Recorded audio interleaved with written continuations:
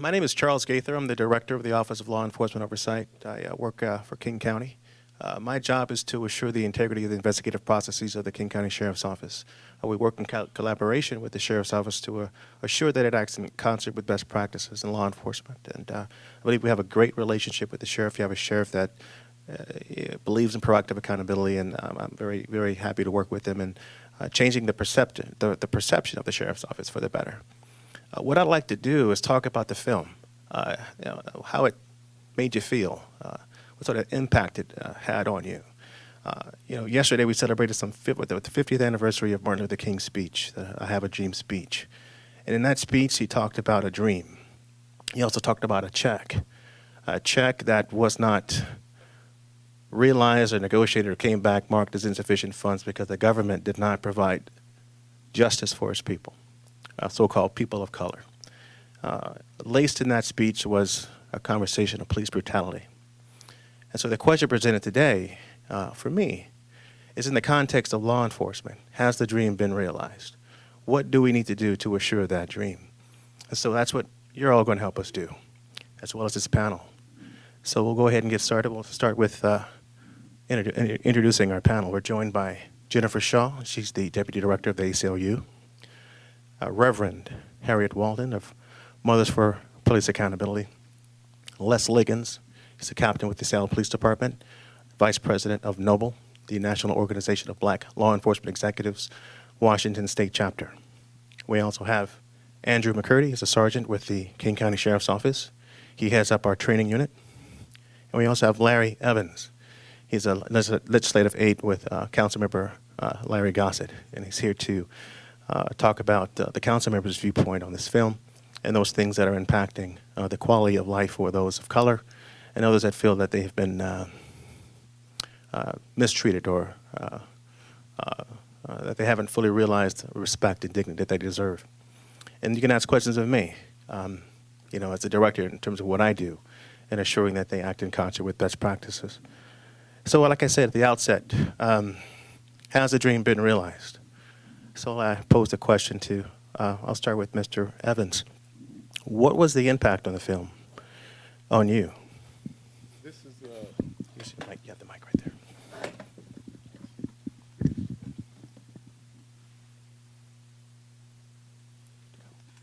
Hello? Can you hear me? Oh, I guess I can hear myself. This is my second time seeing the movie, and the first time I saw it, I probably, for those of you that know me, I'm a pretty emotional guy. I cried for the last 10 minutes. Seeing something like this as an African-American man and having seen it so much in my life, either with people that I know or people that I don't know.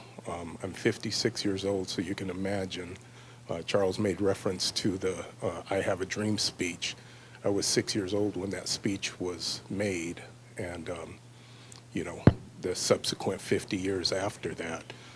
There's a certain element of preparation that I have to go through, because one of the things as African Americans that we realize is the repeated historic trauma that we go through. The feeling of rage, the feeling of powerlessness when we see things like this, experience things like this, and there's no justice. When I was watching it this time, one of the things I thought of was Trayvon Martin. As you know, one of America's traditions is to vilify black men and black women and, poor folks, other people of color.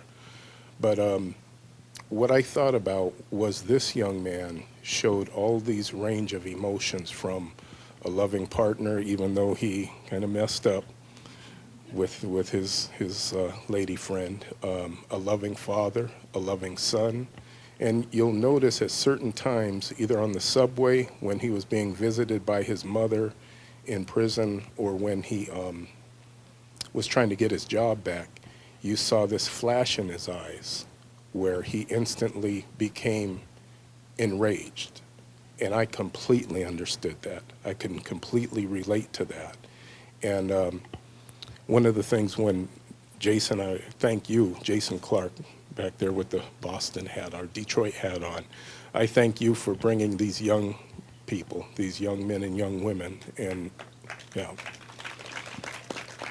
And as a 56-year-old black man, I apologize to you guys, because we'll talk about how far we've come or have not come regarding the dream in a little bit, but we've left you some deplorable conditions to try to grow up under. And the last thing I'll say is, when I see a young black man, I see a loving, giving, smart, funny human being. And when I know with a lot of this society and a lot of law enforcement, when they see young brothers, they see just the opposite. And until that changes, this dream is not going to be realized. Thank you.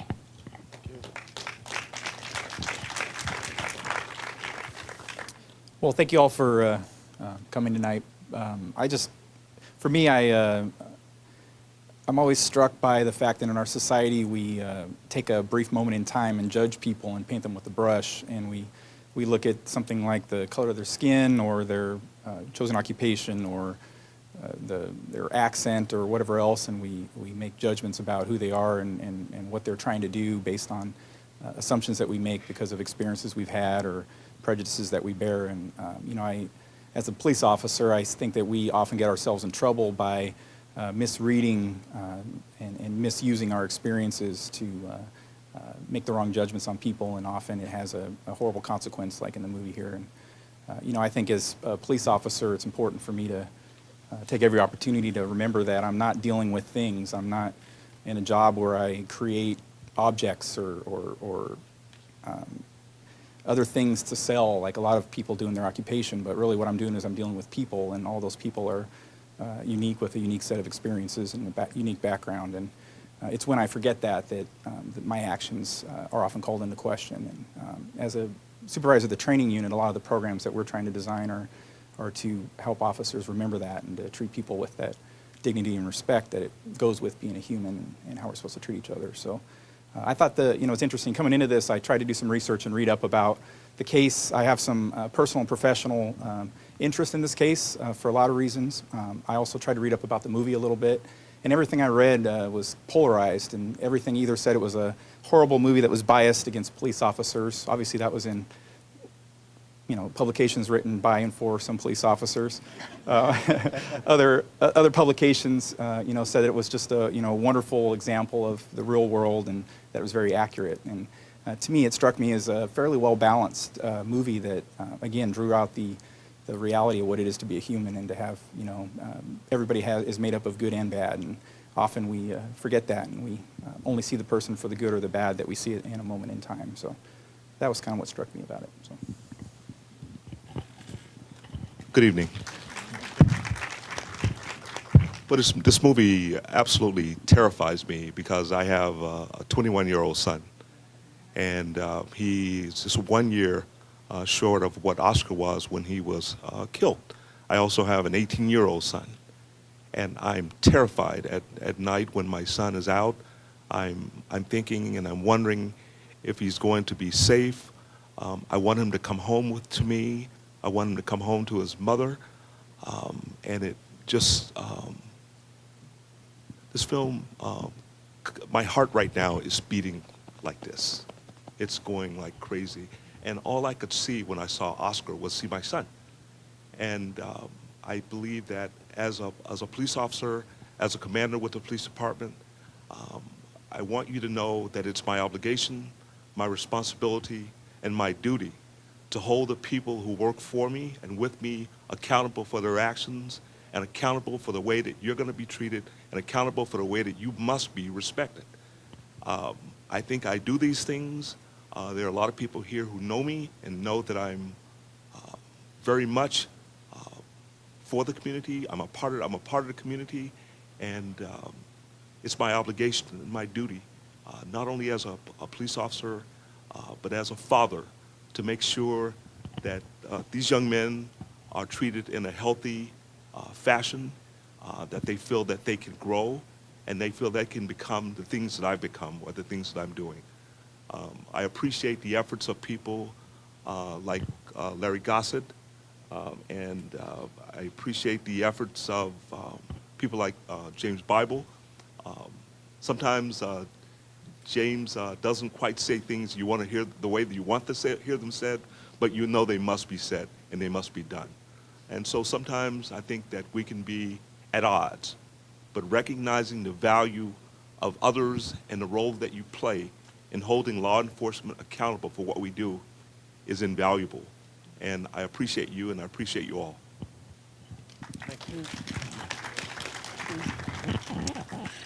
Wow.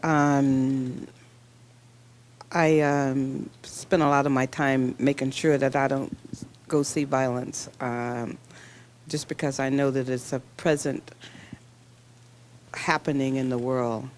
So I have to protect myself in order to do the work that I do, so that I myself don't become jaded. So it took a lot for me to come tonight, to come here, and Mr. Gaither asked me to come to be part of the panel. He didn't know that I had buried my oldest son, so I speak for the mother who has buried a child. It doesn't matter how the child leaves the mother, but when a mother buries her child, time stops. Time stops. And that's what I saw, that the mother, time had stopped for her. You know, I mean, and other people had to step in the gap for her. And that's what happens when mothers bury their children. Time stops for them. And I also know as a race of people, we have been hunted all of our life. And we have been trying to prove that we're human. And everything we do is about humanity. How can we prove that we're human? You know, and later on I'll talk about what's in the dictionary, but there's one word in the dictionary called negrophobia. And it's been in the dictionary since 1916. And it says fear of a Negro. And everything that happens in America is based on some of that negrophobia. And it's no white phobia in the dictionary. I've been collecting dictionaries. I have a 1905 all the way through. The only time I don't have any dictionaries from the 1800s, but I have dictionaries from and it's no word for white phobia, for us to have a right to be fearful of white people. But it's a word in the dictionary. And it gives people license, because it's codified, to be afraid of us. And all of our experience is how can we show up to be human and to be seen as human. So I'm with, you know, my energy and time and thinking is about Mrs. Grant and how is she today? Because her son was obedient. He took the train. She had an expectation as a mother that he would be obedient, and he was obedient. And we know what it is for children to be obedient to their parents. And his obedience, she had an expectation that he would come home, and he did not. So how has that impacted her and her life going forward? Because if her son had been disobedient and driven his car, it's a possibility that he would have seen his 22nd or 23rd or 24th birthday. So, I mean, those are the things that I'm thinking about. Also, the society that made him unsafe. And she had a reasonable expectation that he could have went to see the festivities and be part of that and come home. So, so my heart is with the mother.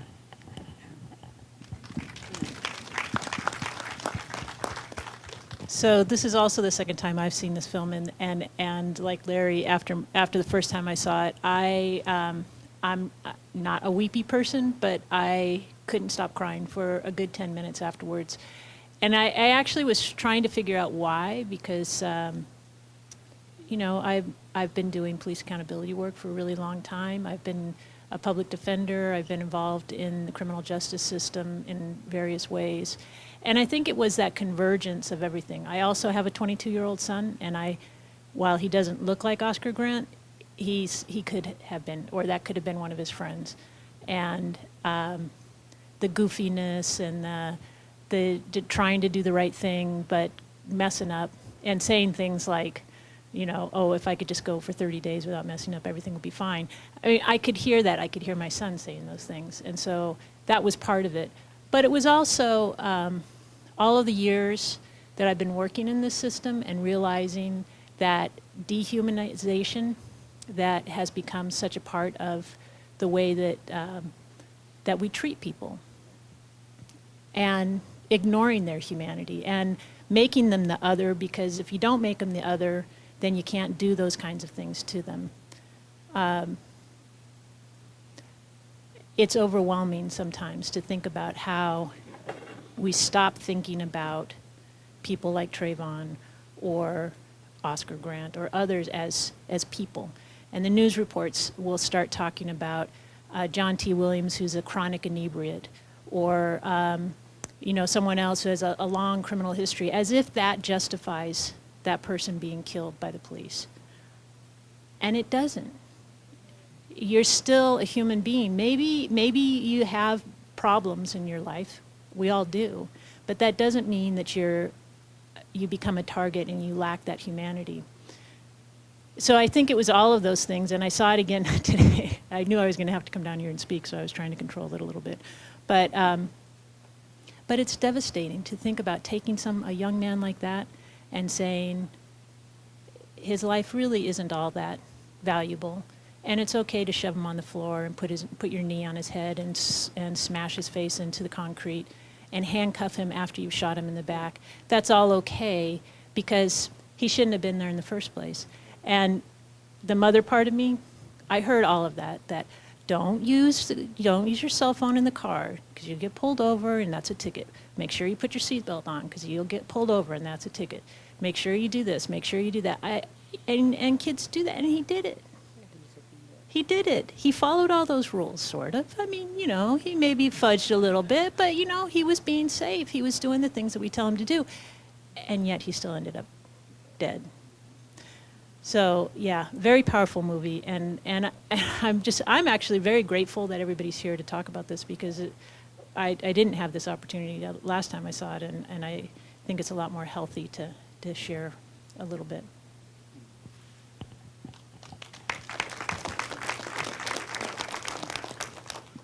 The recurring theme that I hear most often in my position is that certain so-called minority members or people of color are inherently violent, criminally minded, criminally inclined.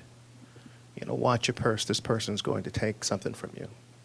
And I don't think that this is something that I believe. I think many of us can relate to this. This is something that we exist and deal with every day, the perception of being inherently violent. And that has to stop. So my question to you, Andrew, is what are your thoughts now, hearing this?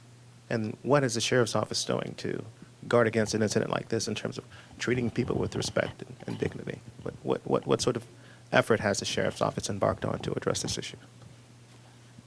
You know, as I mentioned before, I think, first of all, it's a job that we go to, and it's a complicated job, and unlike most jobs, it's not about dealing with things, but about dealing with people that are unpredictable, they're confusing, they're deceptive.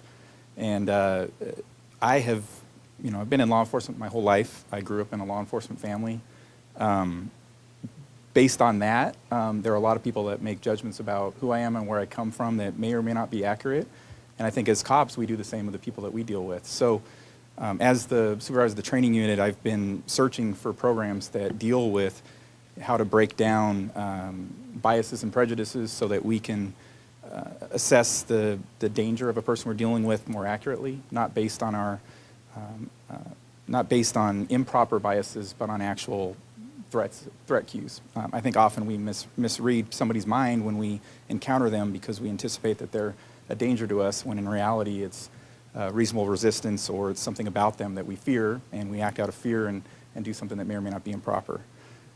So some of the programs that we've been working on, the most prominent one right now is a program called Procedural Justice. We have a grant through the Department of Justice, the COPS office, to develop a program.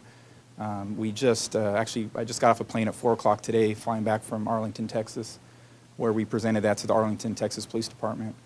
We've been training our entire staff on it. It's an 8-hour program of training that deals with the crisis that we have in law enforcement right now, where we have lost the trust and legitimacy in certain segments of our community. In order to address that, traditionally we have dealt with enforcing the law from kind of a deterrence theory, where we believe that sanctions against somebody for violating the law are the way to convince them to do the right thing. And instead, what we're trying to look at is we need to build up the trust in the community in us and build up our legitimacy so that we can, people will follow the law because they believe that we have the right to tell them what to do. And it's a different way to look at law enforcement. Instead of telling somebody to do something and thinking they'll do it because there's a law about it, or because they think, because it's right or wrong, but building up the trust in the community so that they believe that we have a right to give them direction and tell them what to do, to gain the support, the trust of the community. The program that we're doing to do that is built on what's called the LEAD model. And primarily what we do is we're trying to teach our officers that we need to listen to people before we make a decision about what we're going to do with something. We need to make sure we're transparent in our processes and we explain the processes to them, and that we treat all people with equity and dignity. And it sounds really simple. It sounds kind of primitive in a way, but I think, as I mentioned before, I think we often lose sight of the fact that we're dealing with people, and we forget to take into account the uniqueness of the person that we're dealing with. So that's one of the big programs. Another program we're working on right now is, thanks to the help of your office, you purchased us a simulator, and we're using that as a way to immerse officers in tense situations. A lot of the mistakes that officers make in these situations are out of fear. As a department, we didn't have defensive tactics training for 8 years. We had officers that were going out in the field and having to make decisions about using force that hadn't practiced or been taught how to use force for 8 years. So 2 years ago, we started in-service training again and that's when I came into the training unit. So we're making defensive tactics and now firearms training as well a part of our training program annually. I think that because we wear a uniform and we drive a marked car and we try to present ourselves as very professional, I think people kind of have us held up on a pedestal and believe that we have our stuff a lot more together than we really do. And we oftentimes we're just kind of stumbling through life trying to figure out how to make things happen. And when we're dealing with the tension and danger and things that we have to deal with, that lack of training and experience becomes very obvious when we have a situation like that gets out of hand and something tragic happens. So a lot of other programs too. Those are the two primary ones that I think kind of address it. So. Thank you. Thank you so much. Captain Liggins. In this film, we had a police officer who was out of control, who immediately used force or escalated a situation to the point where deadly force was likely or significant harm was likely. Is there a best practice, or is there something in terms of a model that officers can use, that civilians could follow in terms of the best way to interact with members of our community? I think that's an interesting question. And initially, I could come up with what's been placed in a booklet, how you react when the police approach your car, the things that your parents told you, that when police approach you, keep your hands in sight, don't make any sudden moves, be careful about where you drive, don't give the officer any reason to think that you're trying to do something that they could interpret as trying to hurt them. But I say it's a little bit more than that. I think that what fortunately, I think, and I'll say fortunately, the Department of Justice has determined that the Seattle Police Department needs to be monitored and be placed under greater scrutiny. Okay. And with that, one of the things that we're looking at is how can we, I guess the whole thing right now is that in spite of how people felt of whether the Department of Justice should be here, whether the monitoring team should be here, the fact is that it was determined that they are, and it was determined that we were doing things in a manner which the community thought that we needed some help or assistance in correcting. I think that one of the things that we're looking at right now, and I like, is how we're looking at de-escalation training. You were asking about the film, and you could see where one step happened where something was said by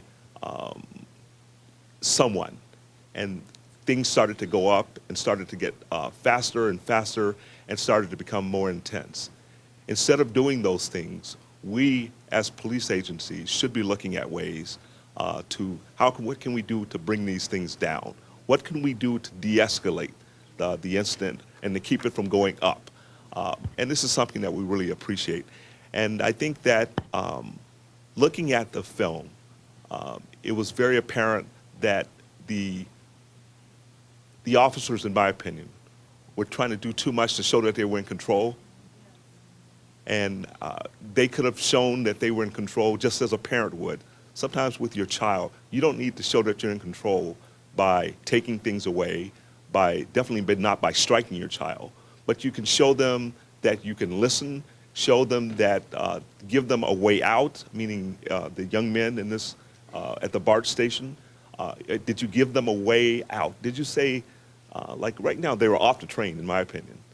And if you had let them go or let them off, there's nothing hurt, there's nothing damaged. Could that have been handled in a different way? Could you have, instead of going to the thing of name calling, even everybody calling everybody nigger, I'm gonna go ahead and say it, and then this causing some form of escalation, what would have happened if they had just said, okay, you're off the train can now go, and we're gonna separate you, we've separated you into parties. There's no one hurt, there's no one here making a complaint. Could it have been handled differently? Okay. I don't know all the answers to that because I don't have all the answers to the movie. This is a movie, and I don't have all the answers. But in my opinion, there are some things that we could have done as contact professionals to de-escalate this thing and not let it spiral out of control. We're doing a lot of things right now. We call it, I look for anything I can do right now as an alternative to incarceration, an alternative to arrest, okay? And one of those things that we're doing is, for example, if we look at, generally when we have trouble with someone, most of the times, it's gonna be because the person is usually under the influence or there's some degree of mental illness. That's the fact. Under influence of drugs, under influence of alcohol.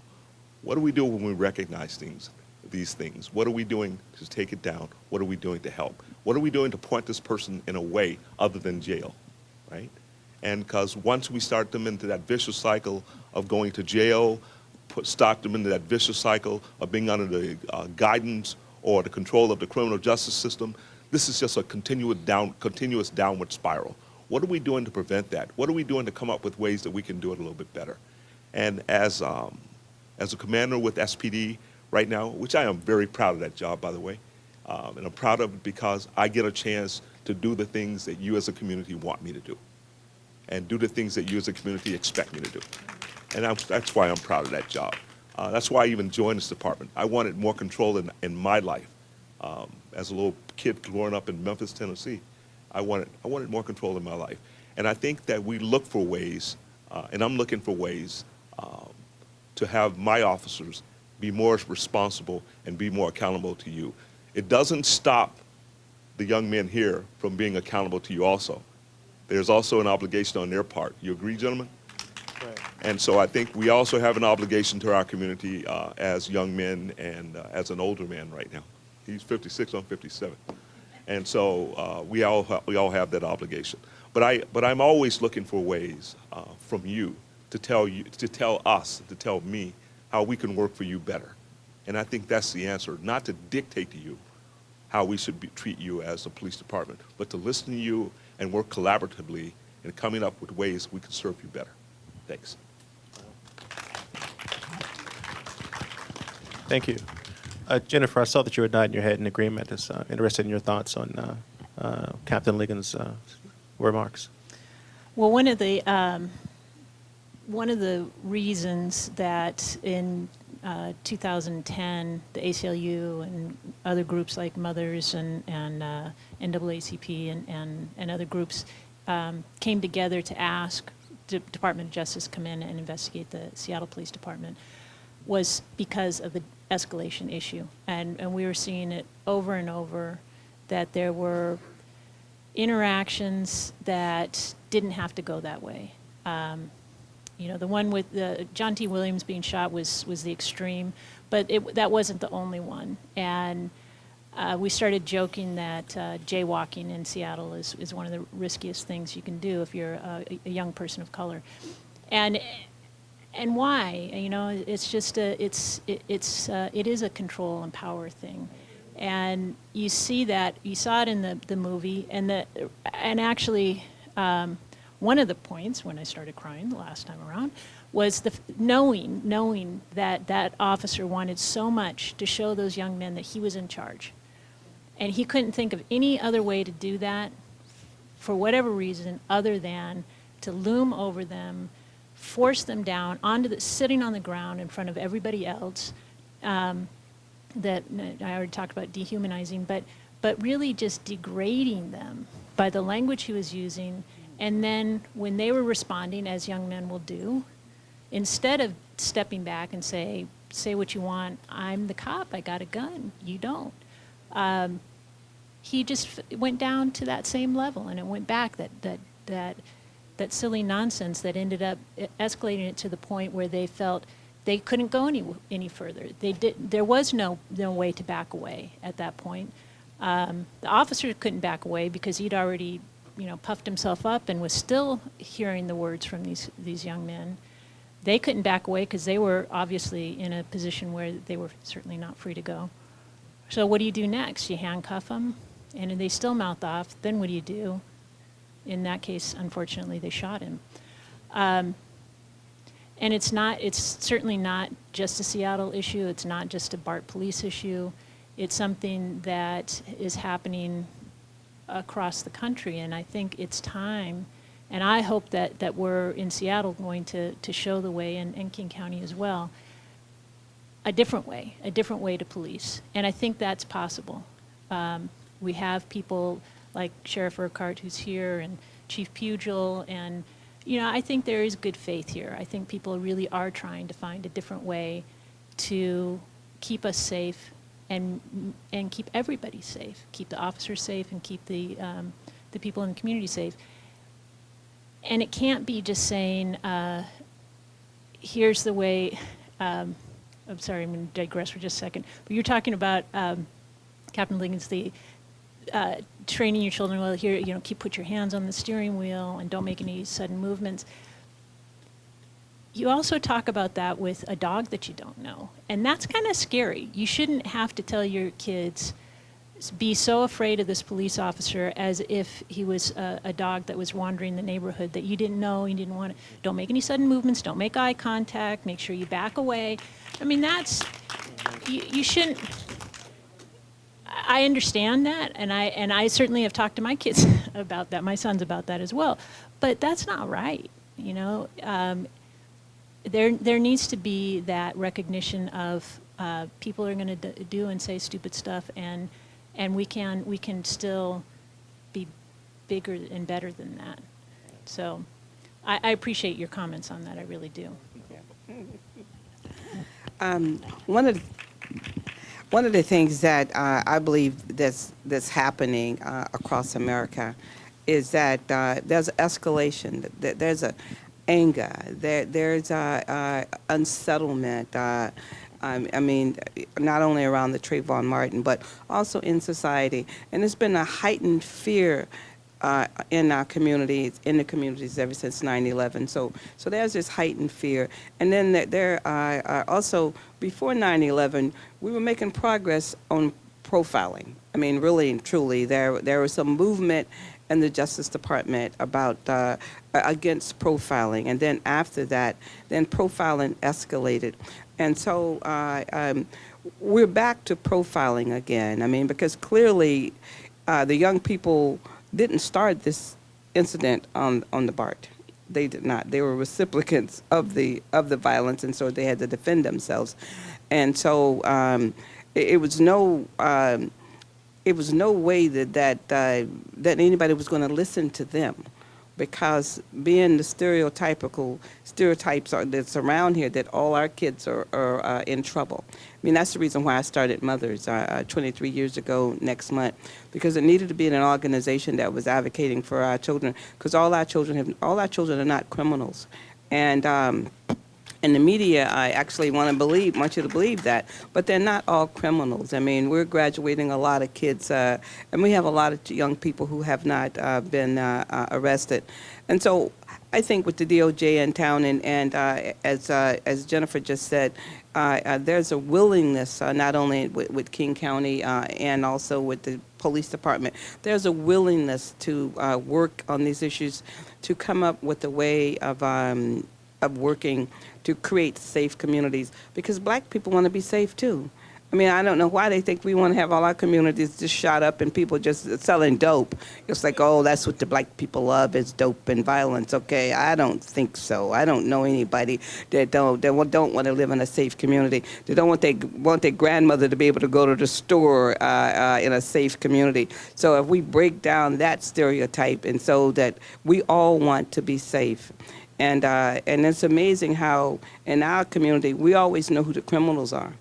I mean, we know who the people who are doing bad stuff, but other people come in and they think it's the whole community, right? And it's not the whole community, right? And again, that's that profiling. So I'm just really excited about the possibility of having some better outcomes. And I want to really acknowledge Mr. Gaither for getting out ahead of this. We don't need an Oscar grant here. We don't need that kind of incident here. And look at all the ways that we can come together, and that's what I'm excited about. Because what Mothers' strength is that we believe in working in coalition. We believe in building a bridge so other people can come across it, and that's our strength, is build bridging and working in collaboration.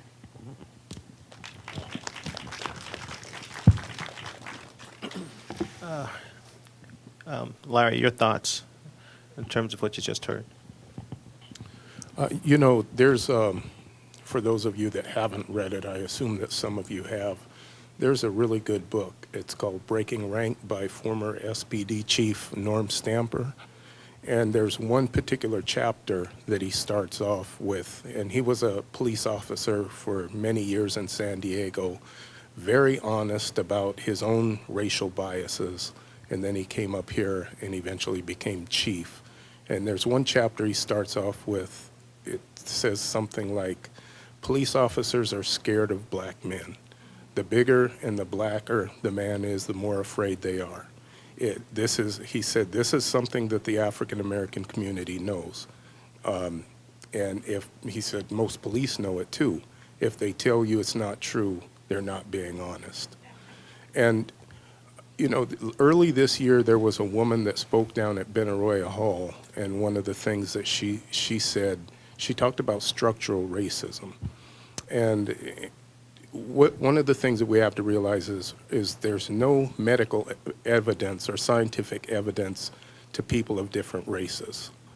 Me and the officer may be more genetically alike than me and Charles. It's all based on thousands of years of living in different parts of this earth. So here we are in the most diverse country in the world, and the most sensitive and volatile conversation we have is on race. So when you talk about structural racism, one of the things this woman that spoke early this year said is that it doesn't really matter what the particular hue of the officers or their gender is. As long as that structure is maintained the way it is, and when structures are maintained, they become self-perpetuating. I believe in looking at the film and having a 33-year-old son who, I think, okay, he made it through his 20s, but he's still not free and clear. And, there's so many things that I've had to talk to him about, and I love what you said. I should not have to do that for people that all of us pay the salaries of. There's no excuse for that.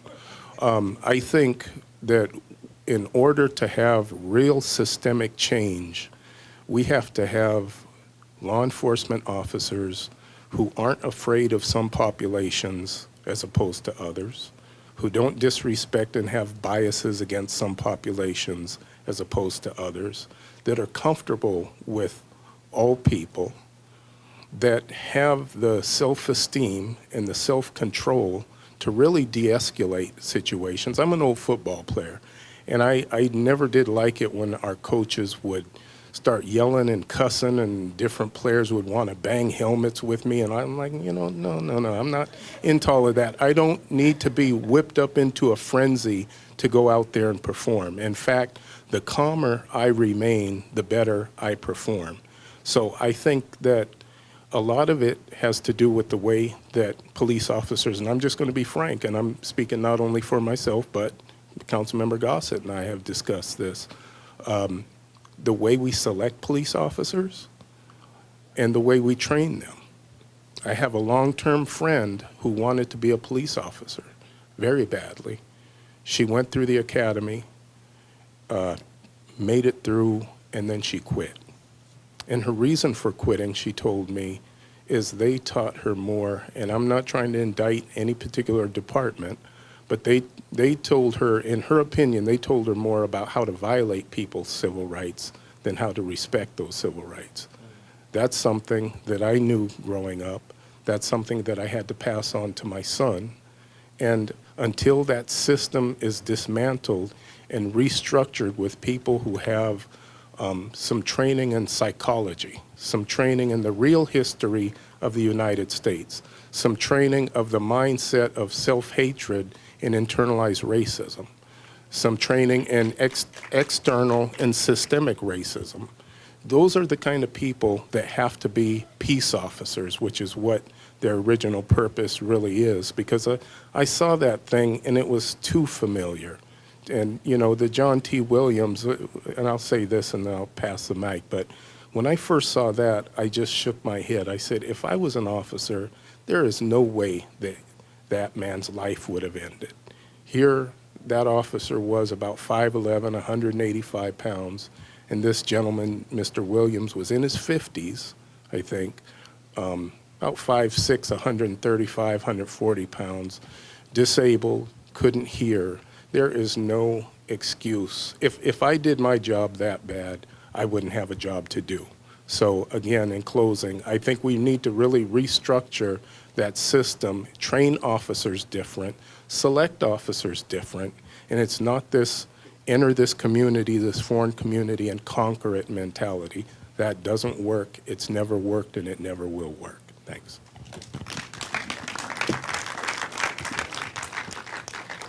And, you know, getting to what you were getting at directly, in traditionally law enforcement, we've used intimidation as a means to gain control instead of influencing people to gain control. And exactly to your point, the initiatives that we're trying to pursue are ones where we train officers, select officers, promote officers, reward behavior of officers when they embody those principles that we want to see, where we learn to use influence to gain control of people instead of power and control. Because the reality is, if all I have is the threat of force and you're not afraid of me, I have nothing. And that's when these situations spiral out of control.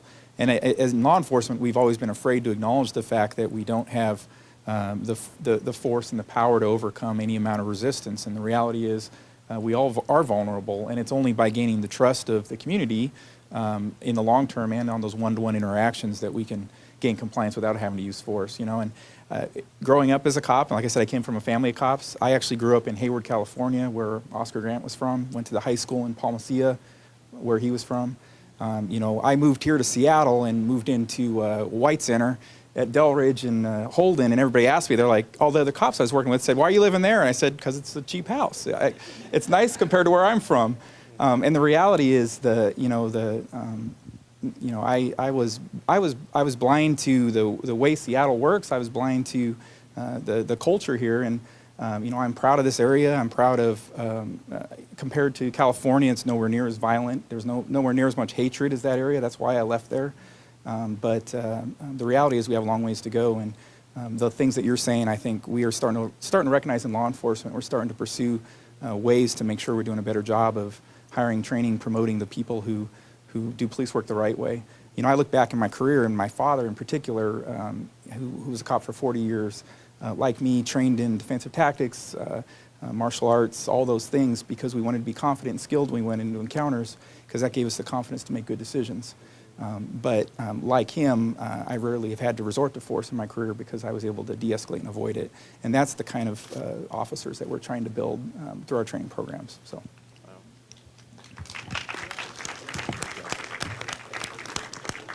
Thank you so much for your insight and expertise on this topic. Before we close, I'd like to invite the sheriff up to offer some closing remarks.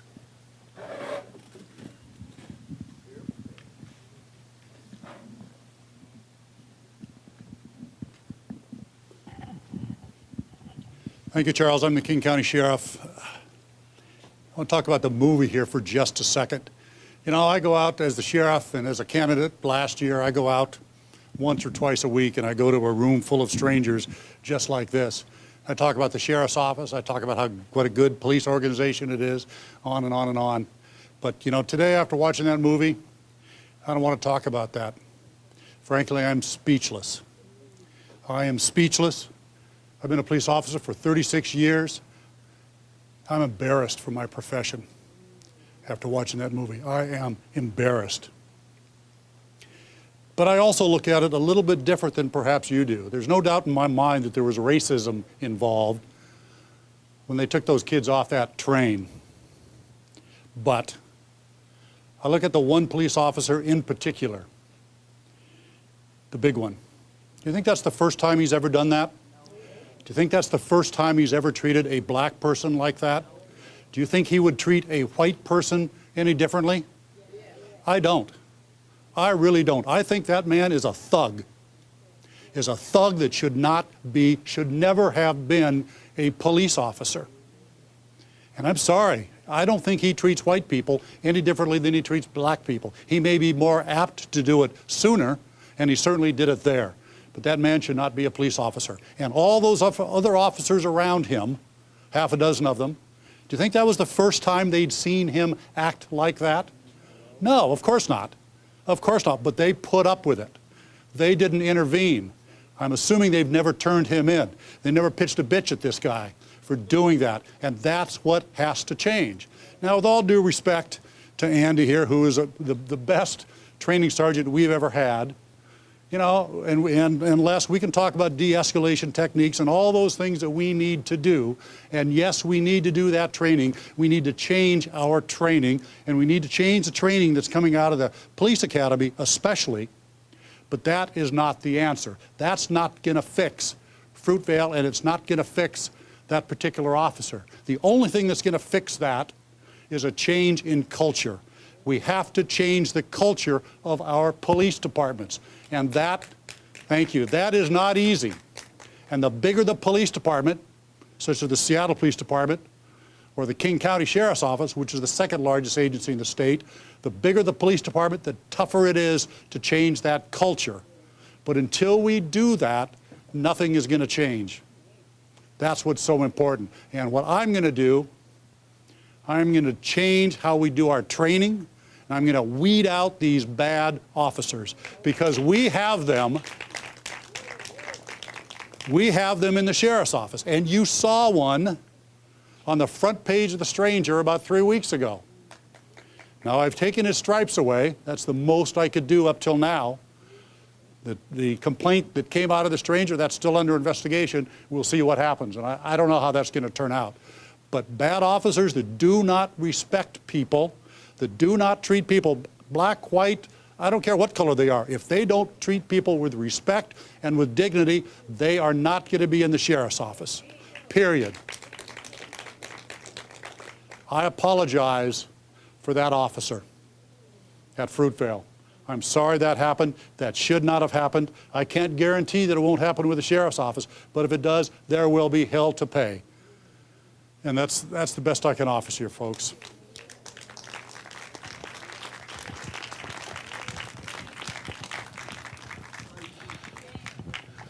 Thank you so much, Sheriff. Folks, I want to say thank you for coming out. One thing that I want to do going forward is continue to have meetings like this. Let's not stop right here. It's important to us to move forward, to address this issue squarely. And this is just the first step to doing that. So please, one more word, Captain. Just to let you know also, we have a new director of, thank you so much. Thank you. Thanks, sir. We have a new director of professional accountability, Ms. Pierce Murphy. And I spoke to him, and he asked me to let you know. Thank you, sir. I appreciate it. Thank you, gentlemen. He asked me to let you know that if there are concerns about the way that we're doing business, if we're not operating up to your standards, please don't hesitate to let him know. This is the professional accountability person. He's a new guy, and you want the phone number? I just happen to have it here handy. Okay.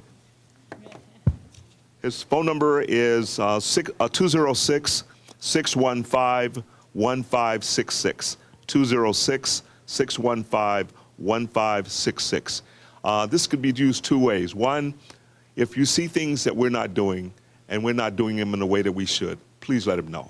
He has an obligation. He will do something about it. He's that kind of guy. Also, if you see things that we are doing right, let us know that also. Those things that you are asking us to do, if we do them, let us know. We want to know that too. And we really appreciate it. And I thank you so much.